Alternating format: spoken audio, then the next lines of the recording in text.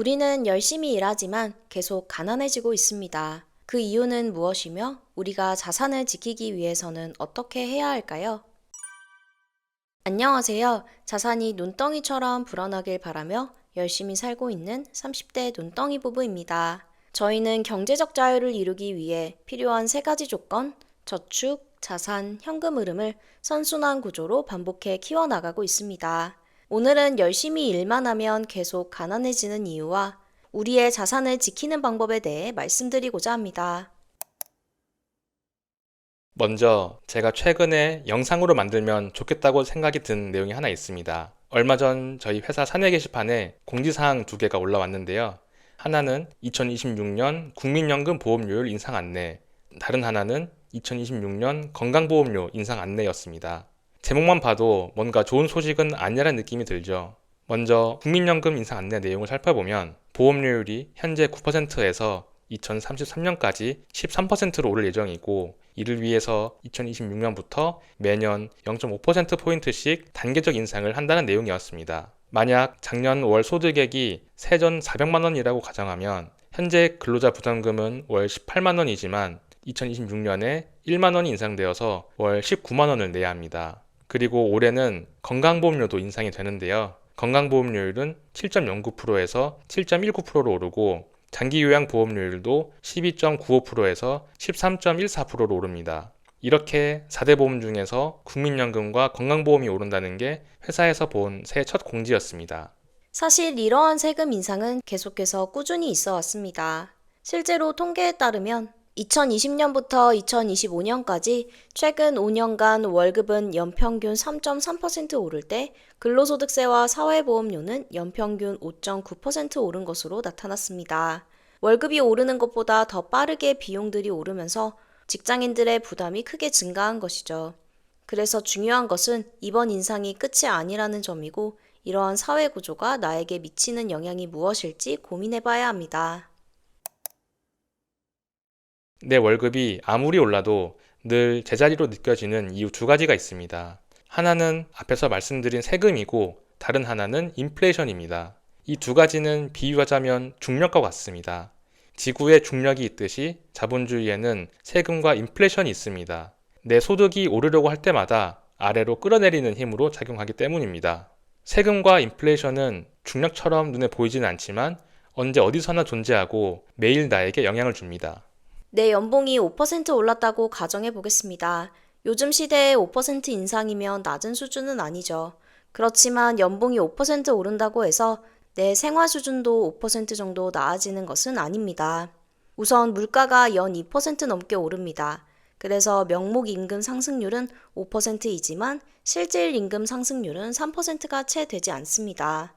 게다가 연봉이 오르면 국민연금, 건강보험과 같은 4대 보험도 같이 오르기 때문에 연봉 상승분의 일부는 세금으로 나가게 됩니다. 여기에 올해처럼 보험료까지 인상되면 오히려 소득은 줄어드는 경우도 생깁니다. 분명 나는 연봉이 오르고 있다고 생각하지만 중력으로 인해 다시 내려온 것입니다. 그리고 인플레이션은 통화량이 늘어나면 더 상승하게 됩니다. 10년 전 국밥 한 그릇 가격이 5천 원 정도였는데요. 지금은 만 원이 넘죠. 이는 국밥이 귀해져서 가격이 오른 것이 아니라 돈의 가치가 떨어졌다는 의미입니다. 시중에 풀리는 돈이 많아질수록 국밥에 표시된 가격표는 계속 올라가게 됩니다. 그래서 우리는 스스로에게 질문을 해야 합니다. 나는 세금과 인플레이션을 이기기 위해서 노력하고 있는가? 내가 근로소득밖에 없다면 아직 대비가 안 된 것이고, 근로소득 외에 자본소득이 있다면 대비를 하고 있는 것입니다. 열심히 일해서 내가 직접 페달을 밟아서 얻는 근로소득만으로는 중력을 벗어날 수 없습니다. 우리는 중력을 이길 수 있는 강력한 추진체, 즉 자본소득이 필요합니다. 겨울철 얼어붙은 호수 위에 사람 A와 B가 서 있다고 가정해 보겠습니다. A는 아주 얇은 얼음판 위에 가만히 서 있고 B는 아주 두꺼운 얼음판 위에서 뛰어다니고 있습니다. 둘 중 누가 더 위험할까요? 뛰어다니는 B가 더 위험해 보일 수 있겠지만 실제로는 A가 더 위험합니다. 현금만 보유하고 있는 사람은 A와 같은 사람이고 투자를 하는 사람은 B와 같은 사람입니다. 현금은 겉으로 보기엔 안전해 보이지만 인플레이션 환경에서는 가장 빨리 가치가 줄어드는 자산입니다.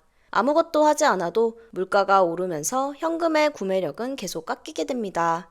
그렇기 때문에 우리는 현금을 쌓아두기보다는 성장하는 자산으로 옮길 필요가 있습니다. 즉, 주식, ETF, 부동산, 금, 원자재 등과 같은 자산을 소유해야 합니다. 두 번째는 부채 활용하기입니다.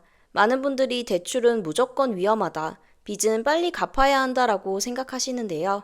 상환 여력이 있는 상황이라면 인플레이션은 오히려 돈을 빌린 사람, 즉 채무자에게 유리한 환경이 될 수 있습니다. 인플레이션이 오면 돈의 가치는 떨어지고 물가와 자산의 가격은 올라갑니다. 하지만 대출금은 처음 빌린 금액 그대로 고정되어 있죠. 즉 시간이 지날수록 대출금의 실질 가치는 녹아내립니다. 그래서 많은 사람들이 대출, 즉 레버리지를 활용해 부동산과 같은 실물 자산에 투자합니다. 부동산은 기본적으로 물가 상승만큼 가격이 오르는 경향이 있기 때문에 인플레이션을 해지할 수 있는 자산입니다.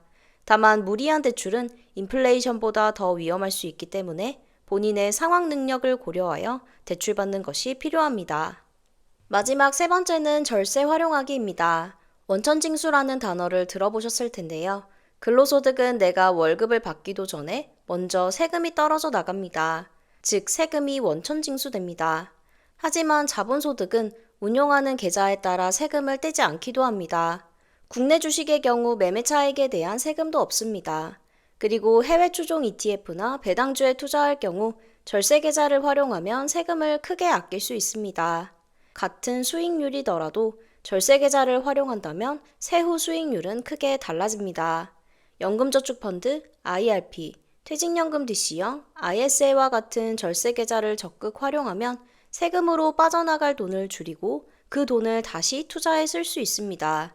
지금 당장은 이 차이가 작아 보여도 10년, 20년이 지나면 자산 규모에서 엄청난 차이를 만들어냅니다. 절세 계좌 4개를 자세하게 설명한 저희 영상이 있으니 절세 계좌에 대해 궁금하신 분들은 이 영상을 참고하시기 바랍니다. 우리가 연봉이 올라도 인생이 바뀌지 않는 이유는 인플레이션과 세금이 따라서 오르기 때문입니다. 이런 상황에서 아무것도 하지 않는 것은 얇은 얼음판 위에 서 있는 것과 같습니다. 결국 내 자산을 지키기 위해서는 현금 비중을 줄이고 부채를 적절히 활용하며 절세 혜택을 활용해서 적극적으로 투자를 해야 합니다. 나 혼자서 열심히 일하기보다는 돈이 함께 일할 수 있는 구조를 만들어두면 인플레이션과 세금이라는 중력을 이겨내고 부자가 되는 길로 나아갈 수 있다고 생각합니다. 저희 영상을 시청하시는 모든 분들의 자산이 눈덩이처럼 불어나길 응원합니다. 지금까지 눈덩이 부부였습니다. 감사합니다.